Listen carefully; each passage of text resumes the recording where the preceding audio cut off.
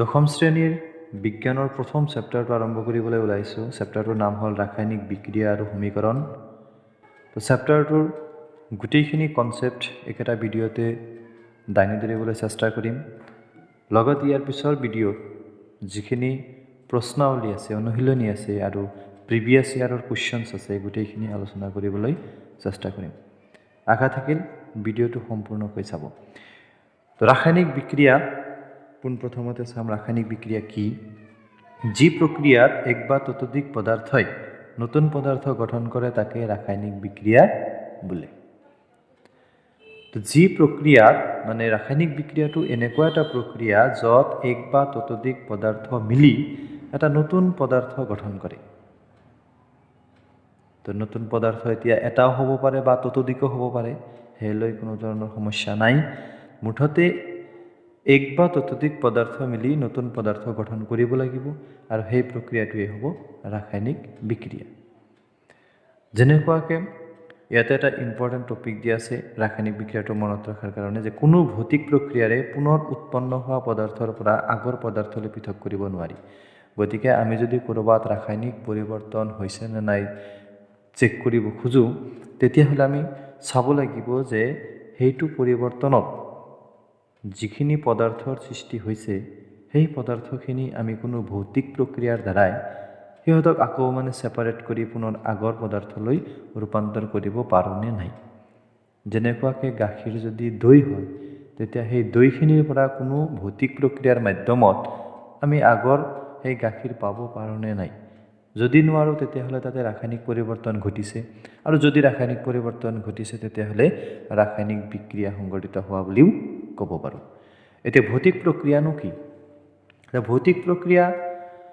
আমি ক্লাছ 9তো পাইছোঁ। তাৰে কিছুমান উদাহৰণ চুম্বকীয় পদ্ধতি আছে।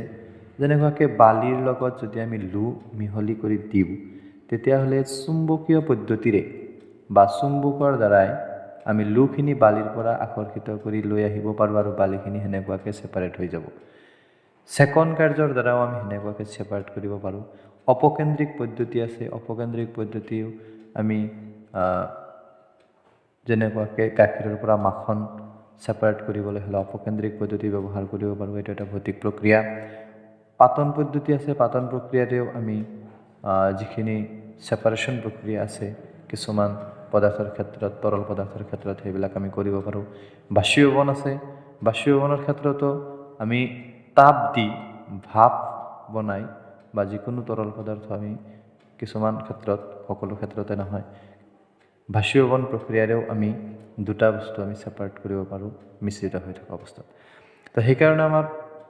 এইবিলাক হ'ল ভৌতিক প্ৰক্ৰিয়া, আৰু এই ভৌতিক প্ৰক্ৰিয়াৰ কোনো প্ৰক্ৰিয়াৰ দ্বাৰাইও আমি কি কৰিব নোৱাৰোঁ, ৰাসায়নিক বিক্ৰিয়াটো যদি সংঘটিত হৈছে তেতিয়াহ'লে সেই উৎপন্ন হোৱা পদাৰ্থৰ পৰা আমি আগৰ পদাৰ্থলৈ যাব নোৱাৰোঁ বা পাব নোৱাৰোঁ। তো এতিয়া আমি চাম দৈনন্দিন জীৱনত ঘটা ৰাসায়নিক বিক্ৰিয়াৰ উদাহৰণ। আমাৰ ডেইলি লাইফত কেনেকুৱা ধৰণৰ ৰাসায়নিক বিক্ৰিয়া সংঘটিত হয়। এটা হ'ল আহাৰ পাচন। আহাৰ পাচন হ'ব পাৰে, সেইটো নিশ্চয় জানা যে পাচন প্ৰক্ৰিয়াৰ দ্বাৰাই আমাৰ যিমানবিলাক আহাৰ আমি খাওঁ, পাচন তন্ত্ৰ আছে, সেই পাচন তন্ত্ৰৰ দ্বাৰাই গোটেই আহাৰবিলাক পাচন হয়। গতিকে আহাৰ পাচন প্ৰক্ৰিয়াটো কেমিকেল ৰিয়েকশ্যনছ বহুত হোৱা দেখা যায়। শ্বসন, আমি যে শ্বাস প্ৰশ্বাস লওঁ, যিখিনি অক্সিজেন গ্ৰহণ কৰোঁ আমাৰ দেহত, আহাৰবিলাক পাচন হোৱাৰ পিছত সেই আহাৰবিলাকৰ পৰা শক্তি উৎপন্নৰ ক্ষেত্ৰত শ্বসন প্ৰক্ৰিয়া জড়িত হৈ থাকে। গতিকে তাতেও কেমিকেল ৰিয়েকশ্যনছ হয়। লোত মামৰে ধৰা, আমি যদি লোৰ টাৱা বা লোৰ বস্তু এটা বাহিৰত কেইদিনমান থৈ দিওঁ, তাৰ ওপৰত ৰঙচুৱা মুগা বৰণৰ এটা আৱৰণ পৰা দেখা যায়, যিটো মামৰ বুলি কোৱা হয়। গতিকে লোত মামৰে ধৰা প্ৰক্ৰিয়াটো এটা ৰাসায়নিক পৰিৱৰ্তন। দৈ সৃষ্টি হোৱা, গাখীৰৰ পৰা দৈ হোৱা প্ৰক্ৰিয়াটো এটা কেমিকেল ৰিয়েকশ্যনছ হয়। এইটো হ'ল আমাৰ লেক্টিক এচিডৰ কাৰণে হয়। জেনেৰেলি লেক্ট'বেচিলাছ নামৰ বেক্টেৰিয়াই নিঃসৰণ কৰে। এতিয়া আমি ৰাসায়নিক বিক্ৰিয়াৰ কিছুমান গুৰুত্বপূৰ্ণ টাৰ্মৰ বিষয়ে কিছু শিকি ল'ব লাগিব। প্ৰথমতে বিক্ৰিয়ক, যিয়ে বিক্ৰিয়াত অংশগ্ৰহণ কৰে। যিবোৰ পদাৰ্থ বিক্ৰিয়াত অংশগ্ৰহণ কৰে তাক বিক্ৰিয়ক ক'ব। বিক্ৰিয়াজাত পদাৰ্থ কোনবিলাক হ'ব? যিবোৰ পদাৰ্থ বিক্ৰিয়াটোত উৎপন্ন হয়, নতুনকৈ যে সৃষ্টি হ'ল, সেইখিনি হ'ল আমাৰ বিক্ৰিয়াজাত পদাৰ্থ। এই দুটা পদ তোমালোকে বা দুটা টাৰ্ম মনত ৰাখিবা। তো উদাহৰণস্বৰূপে যেতিয়া মেগনেছিয়াম ফিটাৰডাল বায়ুৰ পৰিৱেশত জ্বলোৱা হয়, তেতিয়া মেগনেছিয়াম অক্সাইড সৃষ্টি হয়। মেগনেছিয়াম ফিটাৰডাল যেতিয়া আমি বায়ুৰ পৰিৱেশ মানেই অক্সিজেনৰ উপস্থিতিত মানে অক্সিজেনৰ লগত বিক্ৰিয়া কৰিব তো তেতিয়া জ্বলালে কি হ'ব মেগনেছিয়াম অক্সাইডৰ সৃষ্টি হ'ব তো এইটো এটা কেমিকেল ৰিয়েকশ্যন হ'ব magnesium plus oxygen magnesium oxide তো আমাৰ যিখিনি পদাৰ্থ বিক্ৰিয়াত মানে বিক্ৰিয়াৰ আগত বা বিক্ৰিয়াটো সংঘটিত হোৱাত আমি যিখিনি পদাৰ্থ যোগ কৰিছোঁ মেগনেছিয়াম আৰু অক্সিজেনক যিহেতু যোগ কৰিছোঁ সেইকাৰণে এইখিনি হ'ব বিক্ৰিয়ক পদাৰ্থ আৰু আমাৰ মেগনেছিয়াম অক্সাইড যেহেতু আমাৰ এইখিনি নতুনকৈ উৎপন্ন হোৱা পদাৰ্থ হ'ল সেইখিনি হ'ব বিক্ৰিয়াজাত পদাৰ্থ আৰু আমি ব্ৰেকেটত যে এছ জি এছ এইবিলাক যে লিখিছোঁ এইবিলাক কি বুজায় সেইখিনি বস্তু তোমালোকে মন কৰিবা তো এছে বুজাব সলিড মানে গোটা পদাৰ্থ যদি হয় তেতিয়া সলিড হৈ যাব এল লিকুইড যদি জুলীয়া পদাৰ্থ হয় জেনেৰেলি পানীৰ ক্ষেত্ৰত জি গেছ একুৱাছ বুজাব মানে জলীয় দ্ৰৱ বুজাব জলীয় দ্ৰৱ কি বস্তু এটা গোটা পদাৰ্থ আমি যদি পানীৰ লগত মিহলাওঁ পানীৰ লগত যদি মিক্স কৰোঁ আৰু সেইখিনি যদি দ্ৰৱীভূত হৈ যায় তেতিয়াহ'লে সেইটো হ'ব জলীয় দ্ৰৱ একুৱাছ গতিকে আমি কি পদাৰ্থ যোগ কৰিলোঁ কি পালোঁ সেইখিনিৰ আমি যদি ব্ৰেকেটৰ ভিতৰত এইবিলাক লিখি দিওঁ সেইবিলাক হ'ব অৱস্থা বুজাব কোনো এটা পদাৰ্থৰ অৱস্থা কোনটো অৱস্থাত আছে সলিড ষ্টেটত আছে লিকুইডত আছে নে গেছত আছে না একুৱাছ ষ্টেটত আছে সেইখিনি বস্তু ইয়াতে ইণ্ডিকেট কৰিব সেইকাৰণে মেগনেছিয়ামটো সলিড লোৱা হৈছে গোটা আৰু অক্সিজেনটো গেছীয় অৱস্থাত এইখিনি বিক্ৰিয়া হোৱাৰ লগে লগে মেগনেছিয়াম অক্সাইড যিখিনি সৃষ্টি হ'ল সেইটো হ'ল এটা বগা ছাই সেইকাৰণে সেইটো এটা সলিডলৈ ৰূপান্তৰিত হোৱা বুলি কোৱা হ'ব বা গোটা অৱস্থা বুলি কোৱা হ'ব সেইকাৰণে যিখিনি বিক্ৰিয়াজাত পদাৰ্থৰ সৃষ্টি হ'ল সেইখিনি সলিড নিশ্চয় এইখিনি বুজি পালে এতিয়া চাওঁ আমি ৰাসায়নিক বিক্ৰিয়া কেনেকৈ সন্তুলন কৰিব লাগে এইটো এটা ইম্পৰ্টেণ্ট টপিক হয় গতিকে এইখিনি বস্তু ধুনীয়াকৈ তোমালোকে চাবা পোনপ্ৰথমতে ৰাসায়নিক বিক্ৰিয়া কেনেকৈ সন্তুলন কৰিব লাগে ৰাসায়নিক বিক্ৰিয়া এটা যেতিয়াই আমি পাম পৰীক্ষাত ইয়াৰ পৰা প্ৰশ্ন নিশ্চয় আহে সন্তুলন কৰাৰ ওপৰত তো আমাৰ ইয়াতে বিক্ৰিয়া এটা লোৱা হৈছে আইৰণ এইটো সলিড ষ্টেটত আছে পানী লিকুইড ইয়াতে হৈছে তোমাৰ আইৰণ অক্সাইড আৰু হাইড্ৰজেন গেছ গতিকে এইখিনি বিক্ৰিয়া যদি আমি সন্তুলন কৰিব লাগে সন্তুলন কৰা মানে কি বুজাব আমাৰ লেফ্ট ছাইডত কোনটো মৌল কিমানটাকৈ আছে ৰাইট ছাইডতো সেইটো মৌল সিমানটাকৈ থাকিব লাগিব তাৰ কাৰণে আমি ইকুৱেল কৰিব লাগিব লেফ্ট ছাইড আৰু ৰাইট ছাইড গতিকে কেনেকৈ কৰিব পাৰোঁ আমি পোনপ্ৰথমতে সন্তুলন কৰাত লক্ষ্য ৰাখিব লাগিব যে আটাইতকৈ কোনটো মৌল বেছি আছে লেফ্টত থাকিলেও হ'ব ৰাইটত থাকিলেও হ'ব মুঠতে আমি চাম কোনটো মৌল মোটামুটিকৈ আটাইতকৈ বেছি আছে ইয়াতে আইৰণ এটা আছে মাত্ৰ হাইড্ৰজেন দুটা আছে অক্সিজেন এটা আছে ইফালে আইৰণ তিনিটা আছে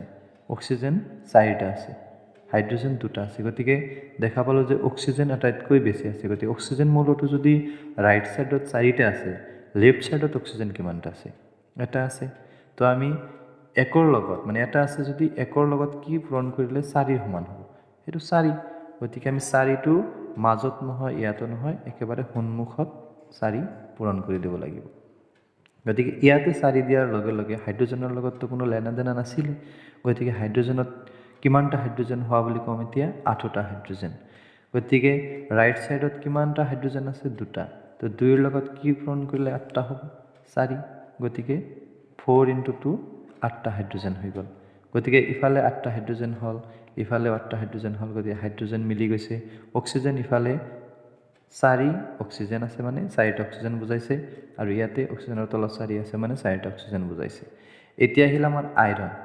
আইৰণটো এইফালে আছে 3টা এইফালে আছে মাত্ৰ এটা গতিকে আমি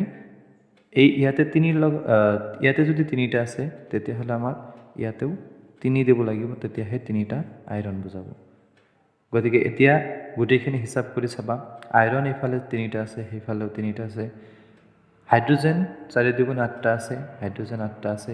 অক্সিজেন 4টা আছে অক্সিজেন 4টা আছে গতিকে এইটো এটা সন্তুলিত সমীকৰণ হ'ল আৰু সন্তুলিত হোৱাৰ আগত আমাৰ যেটো সমীকৰণ আছিলে সেইটোক আমি জকা সমীকৰণ বুলি ক'ব পাৰোঁ মানে ৰাসায়নিক বিক্ৰিয়া এটাক আমি যদি এনেকুৱাকৈ সংকেতেৰে পোনপ্ৰথমতে লিখোঁ তেতিয়াহ'লে যে অমুক যোগ হৈ অমুক সৃষ্টি হ'ল তেতিয়াহ'লে সেইটো কি হ'ব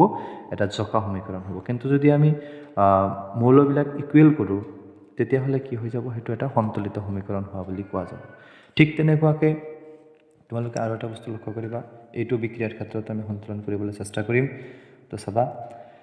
ইয়াতে আমাৰ মেগনেছিয়াম এটা আছে অক্সিজেন দুটা আছে মেগনেছিয়াম এটা অক্সিজেন এটা তো অক্সিজেন আটাইতকৈ বেছি আছে এই ক্ষেত্ৰত আমি যদি চাওঁ তো অক্সিজেন এইফালে যদি দুটা আছে সেইফালে এটা আছে তেতিয়াহ'লে আমি ইয়াতে 2 পূৰণ কৰি দিম তো দুটা অক্সিজেন হৈ গ'ল ইফালে দুটা অক্সিজেন হোৱাৰ লগে লগে ইফালেতো দুটা মেগনেছিয়াম হৈ গ'ল গতিকে দুটা মেগনেছিয়াম হ'লে ইফালে কিমানটা মেগনেছিয়াম আছে মাত্ৰ এটা গতিকে 2 মেগনেছিয়াম দিব লাগিব গতিকে এনেকৈ আমি কি কৰিম ৰাসায়নিক বিক্ৰিয়াটা সন্তুলন কৰিম একেবাৰে ইজি তোমালোকে যিখিনি কিতাপত সন্তুলিত কৰা আছে গোটেইখিনি বস্তু ট্ৰাই কৰিবা এইটো ৰুলত তেতিয়াহ'লে নিশ্চয় বুজি পাবা কাৰণ ৰাসায়নিক বিক্ৰিয়াটা সন্তুলন কৰাত কোনো ধৰণৰ স্পেচিফিক ৰুল নাই কিন্তু আমি কিছুমান বস্তুৰ ওপৰত ভিত্তি কৰি বিশেষকৈ যেনেকুৱাকৈ মনত ৰখাৰ কাৰণে মই কৈ দিলোঁ যে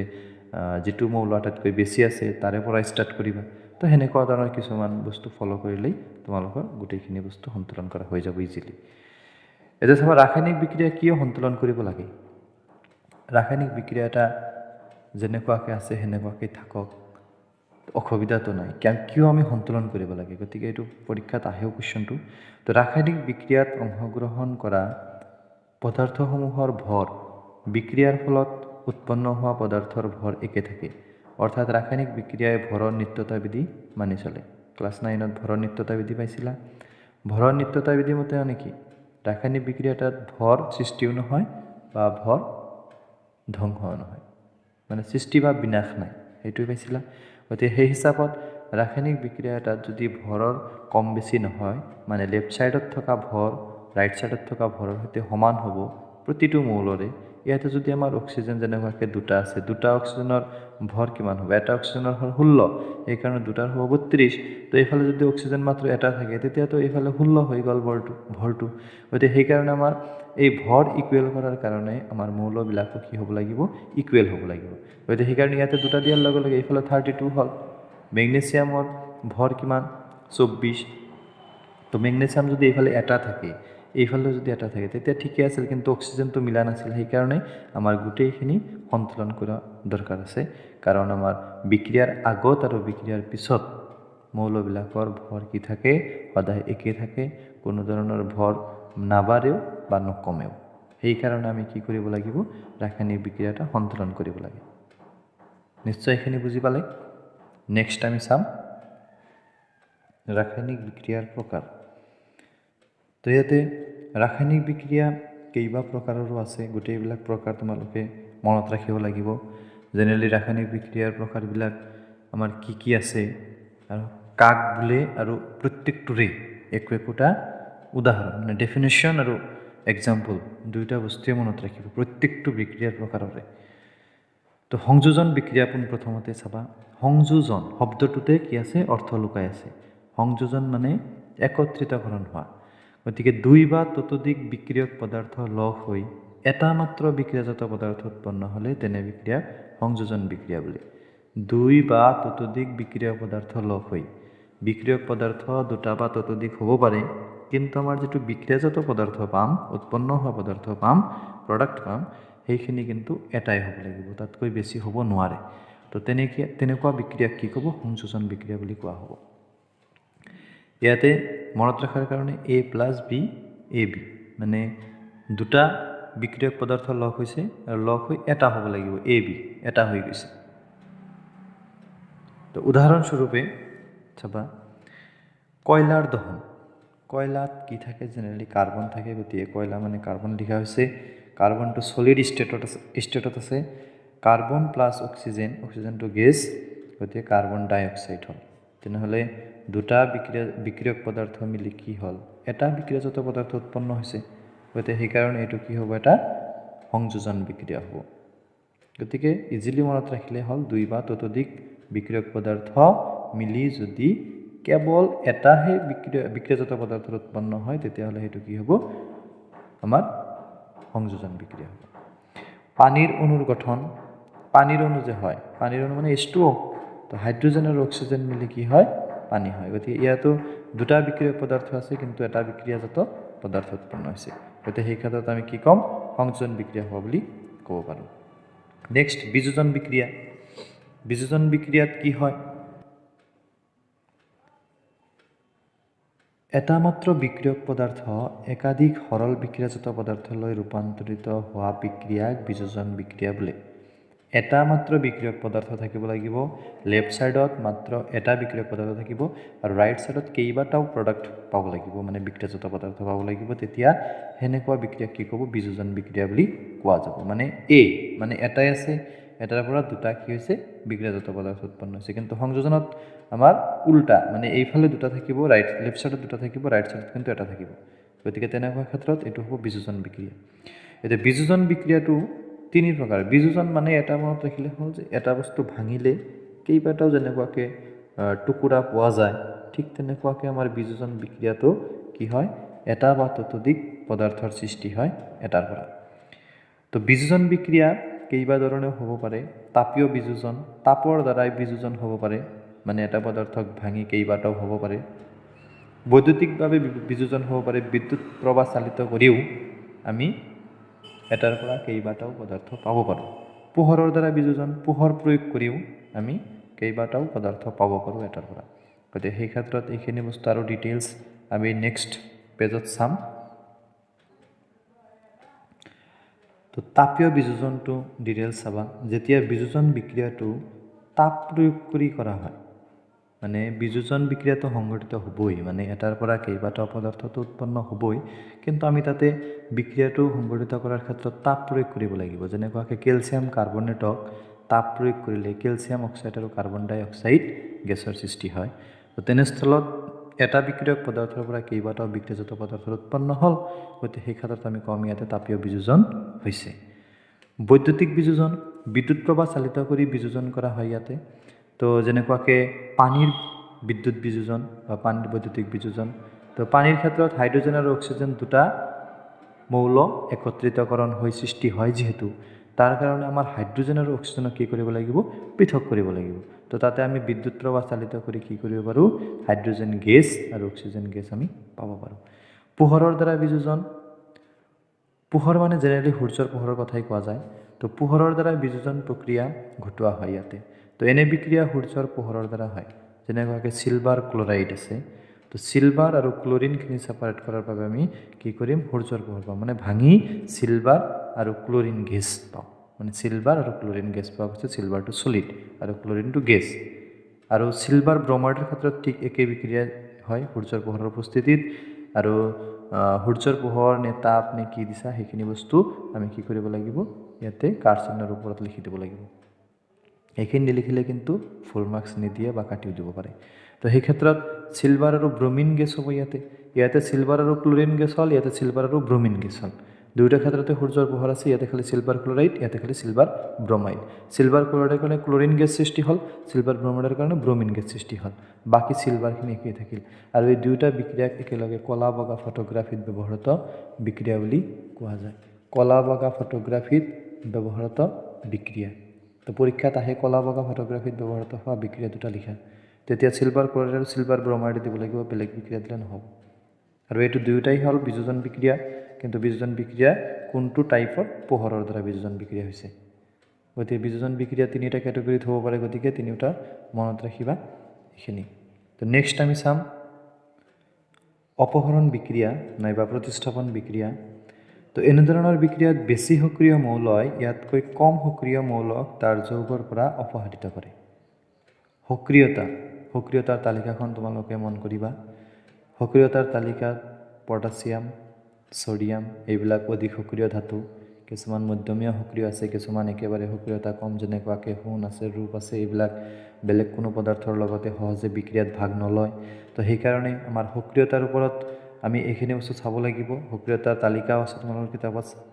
তো এনেধৰণৰ বিক্ৰিয়াত বেছি সক্ৰিয় মৌলই ইয়াতকৈ কম সক্ৰিয় মৌলক তাৰ যৌগৰ পৰা অপসাৰিত কৰিব। মানে যিটোৰ সক্ৰিয়তা বেছি, সক্ৰিয়তা মানে যাৰ তৎক্ষণাত মানে বিক্ৰিয়াত ভাগ লোৱাৰ প্ৰৱণতা থাকে, তাৰ সক্ৰিয়তা যথেষ্ট বেছি হয়। গতিকে যাৰ সক্ৰিয়তা বেছি তেওঁ অধিক সক্ৰিয় মৌল হোৱা বাবে তাতকৈ কম সক্ৰিয় যিমানবিলাক মৌল আছে তাৰ যৌগৰ পৰা, যেনেকুৱাকৈ ইয়াতে আইৰণৰ সক্ৰিয়তা আৰু কপাৰৰ সক্ৰিয়তা আমি চাব লাগিব। কাৰণ কপাৰ ছালফেট এইটো এটা যৌগ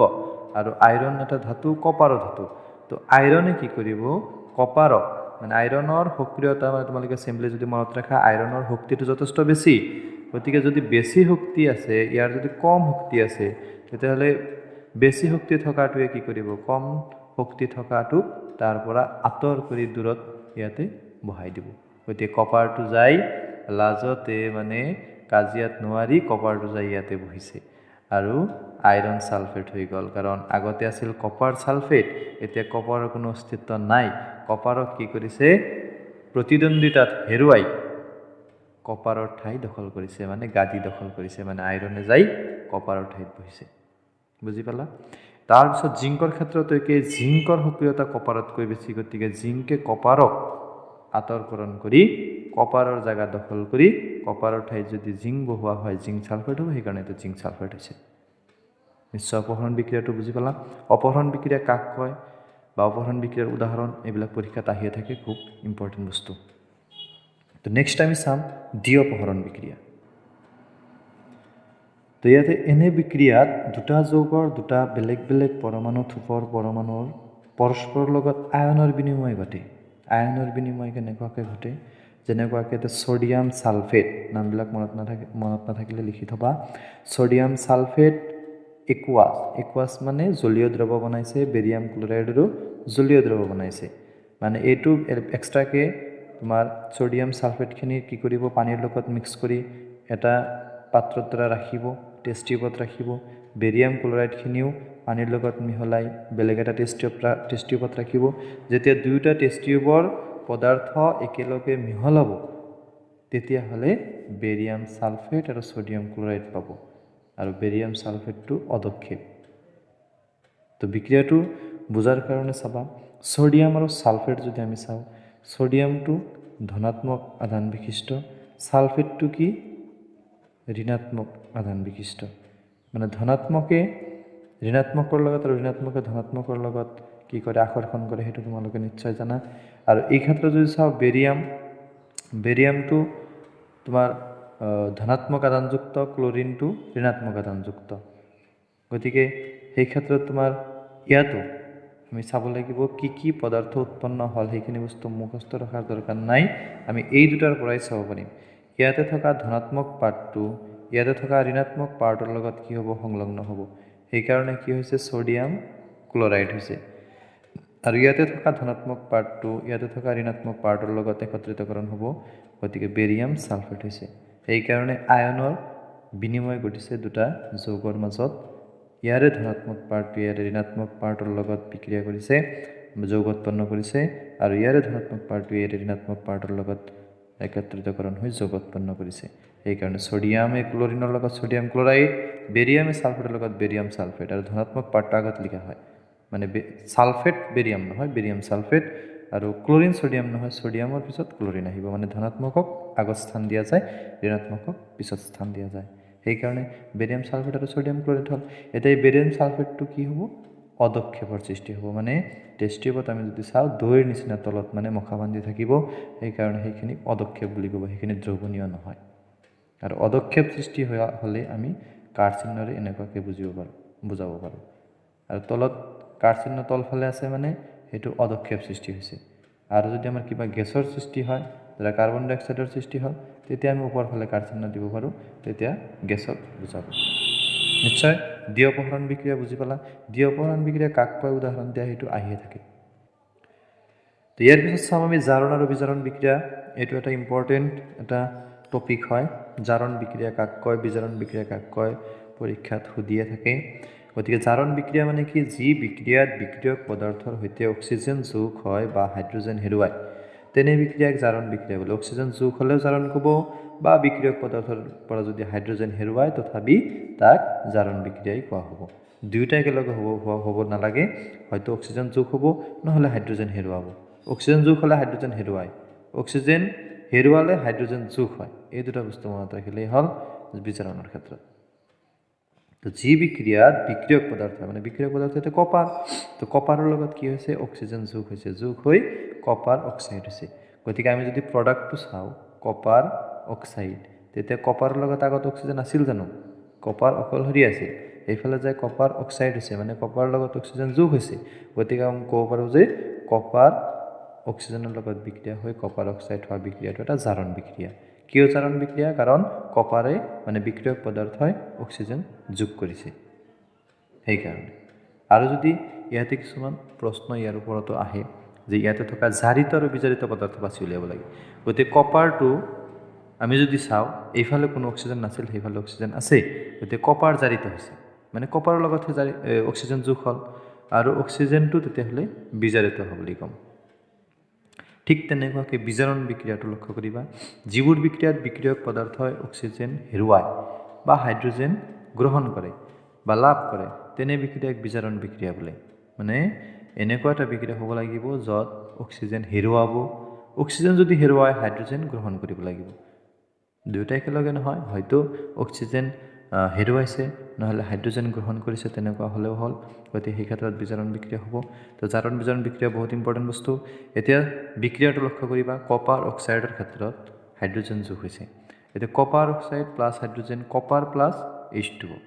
এই ক্ষেত্ৰত হাইড্ৰজেন যোগ হৈছে ইয়াত আমি কি পাইছিলোঁ হাইড্ৰজেন যদি গ্ৰহণ কৰে তেতিয়াহ'লে সেইটো বিজাৰণ বিক্ৰিয়া হ'ব কপাৰৰ লগত কি নাছিল কপাৰৰ লগত অক্সিজেন আছিল কিন্তু সেইফালে যদি আমি চাওঁ কপাৰত অক্সিজেন আছে জানো নাই তো অক্সিজেন কি কৰিছে কপাৰ অক্সাইডে অক্সিজেন হেৰুৱাইছে তো কপাৰ অক্সাইডে যদি অক্সিজেন হেৰুৱায় তেতিয়াহ'লে আমি তাক ক'ব পাৰোঁ যে এইটো বিজাৰিত হৈছে বিজাৰিত পদাৰ্থ আৰু জাৰিত পদাৰ্থ বাছনি কৰিব দিয়ে কেতিয়াবা প্ৰশ্নত হাইড্ৰজেনৰ ক্ষেত্ৰত কোনো ধৰণৰ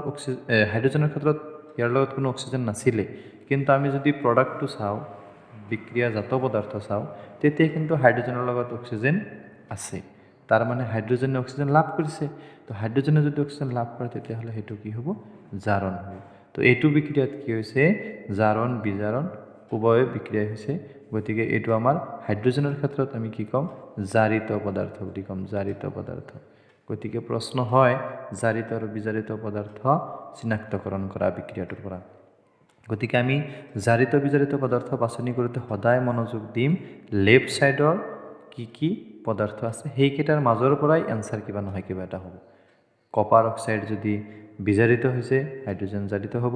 হাইড্ৰজেন যদি জাৰিত হৈছে কপাৰ অক্সাইড বিজাৰিত হ'ব এনেকুৱা ধৰণৰ কথাখিনি আহিব ৰাইট ছাইডৰ পৰা কোনো এনসাৰ দিয়াৰ দৰকাৰ নাই এইখিনিৰ পৰা কোনো এনসাৰ নাহে মনত থাকিব তো ইয়াৰ পিছত চাম ৰেডক্স বিক্ৰিয়া তো ৰেডক্স বিক্ৰিয়াৰ ক্ষেত্ৰত কি ক'লোঁ যে যি ৰাসায়নিক বিক্ৰিয়াত জাৰণ আৰু বিজাৰণ উভয় বিক্ৰিয়াই সংঘটিত হয় তাক ৰেডক্স বিক্ৰিয়া বোলে জাৰণ আৰু বিজাৰণ উভয় বিক্ৰিয়া সংঘটিত হ'ব লাগিব কেনেকুৱা ধৰণৰ উভয় বিক্ৰিয়া সংঘটিত হৈছে অলপ আগত ক'লোৱে কপাৰ অক্সাইডৰ ক্ষেত্ৰত আমি যদি চাওঁ কপাৰ অক্সাইডত অক্সিজেন আছিলে এইফালে কোনো অক্সিজেন নাই গতিকে কপাৰ অক্সাইডে অক্সিজেন হেৰুৱাইছে মানে কপাৰৰ লগত অক্সিজেন নাই এতিয়া সেইকাৰণে কপাৰ অক্সাইডে যদি অক্সিজেন হেৰুৱাইছে তেতিয়াহ'লে ইয়াৰ বিজাৰণ হৈছে আৰু হাইড্ৰজেনৰ ক্ষেত্ৰত যদি আমি চাওঁ হাইড্ৰজেনত অক্সিজেন নাছিলে ইফালে কিন্তু হাইড্ৰজেনত অক্সিজেন আছে মানে লাভ কৰিছে সেই ক্ষেত্ৰত জাৰণ হ'ল হাইড্ৰজেন জাৰিত হৈছে কপাৰ অক্সাইড বিজাৰিত হৈছে গতিকে জাৰিত বিজাৰিত দুয়োটা বিক্ৰিয়া যদি সংঘটিত হৈছে বা জাৰণ বিজাৰণ দুয়োটা বিক্ৰিয়া যদি সংঘটিত হৈছে তেতিয়াহ'লে তাক আমি ৰেডক্স বিক্ৰিয়া বুলি ক'ম ৰেডক্স মানে ৰেডক্স শব্দটো আহিছে ক'ৰ পৰা ৰিডাকশ্যন মানে বিজাৰণ আৰু অক্সিডেশ্যন মানে জাৰণ তো সেইকাৰণে REDOX এইখিনি বস্তু একত্ৰিতকৰণ হৈ ৰেডক্স হৈছে ৰেডক্স গতিকে ৰেডক্স বিক্ৰিয়াটো আমাৰ ৰিডাকশ্যন আৰু অক্সিডেশ্যন একত্ৰিতকৰণ কৰি মানে ইংৰাজীত যদি আমি চাওঁ তেতিয়াহ'লে বস্তুটোৰ আমি ফৰ্মুলাটো বুজি পাওঁ যে ৰেডক্স ৰিয়েকশ্যনটো আচলতে কি ৰেডক্স মানে ৰিডাকশ্যন আৰু অক্সিডেশ্যন উভয় হ'ব লাগিব বা জাৰণ বিজাৰণ বিক্ৰিয়া উভয় সংঘটিত হ'ব লাগিব নেক্সট আছে আমাৰ তাপগ্ৰাহী আৰু তাপবৰ্জী বিক্ৰিয়া তো তাপবৰ্জী বিক্ৰিয়া কি বস্তু আহে পৰীক্ষা তাপবৰ্জী আৰু তাপগ্ৰাহী বিক্ৰিয়া কাক কয় উদাহৰণ দিয়া তো যি বিক্ৰিয়াত বিক্ৰিয়াজাত পদাৰ্থ উৎপন্ন হোৱাৰ উপৰিও তাপৰ উদ্ভৱ হয় তেনে বিক্ৰিয়াক তাপবৰ্জী বিক্ৰিয়া বোলে মানে বিক্ৰিয়াটো সংঘটিত হ'বই আৰু বিক্ৰিয়াজাত পদাৰ্থ উৎপন্ন হ'ব কিন্তু বিক্ৰিয়াজাত পদাৰ্থ উৎপন্ন হোৱাৰ লগতে আমাৰ তাপৰ উদ্ভৱ হয় তাপ সৃষ্টি হয় তেতিয়াহ'লে সেই বিক্ৰিয়াবিলাক কি হ'ব তাপবৰ্জী হ'ব যেনেকুৱাকৈ আমি যদি চূণ পানীৰ লগত মিহলাওঁ তাতেও যথেষ্ট তাপ উৎপন্ন হয় গতিকে সেইটো তাপবৰ্জী বিক্ৰিয়া হ'ব গতিকে ইয়াতে এটা উদাহৰণ দিয়া হৈছে মিথেন CH4 মানে মিথেন তো মিথেন আমি যদি অক্সিজেনৰ লগত যোগ কৰোঁ বা বিক্ৰিয়া হ'ব দিওঁ তেতিয়াহ'লে কাৰ্বন ডাই অক্সাইড হ'ব পানী হ'ব আৰু তাপৰ সৃষ্টি হ'ব কিউ মানে তাপ মনত ৰাখিবা তাৰপিছত তাপগ্ৰাহী বিক্ৰিয়া গ্ৰাহী মানে গ্ৰহণ কৰিব মানে শোষণ কৰিব তো যি বিক্ৰিয়াত তাপৰ শোষণ হয় তাকে তাপগ্ৰাহী বিক্ৰিয়া বোলে যেনে কেলছিয়াম কাৰ্বনেটে কি কৰিছে কেলছিয়াম কাৰ্বনেটক যদি তাপ দিয়া যায় তেতিয়া কেলছিয়াম অক্সাইড আৰু কাৰ্বন ডাই অক্সাইড সৃষ্টি হ'ব যেহেতু ইয়াত তাপৰ প্ৰয়োজন হৈছে তাপ নিদিলে কেলছিয়াম অক্সাইড আৰু কাৰ্বন ডাই অক্সাইড আমি পাব নোৱাৰো এই কাৰণে এটো এটা তাপগ্ৰাহী বিক্ৰিয়া মানে তাপ শোষণ হৈছে তাপ শোষণ হলে তাপগ্ৰাহী তাপ উৎপন্ন হলে তাপবৰ্জী এইখিনি মনত ৰাখিলেই হ'ল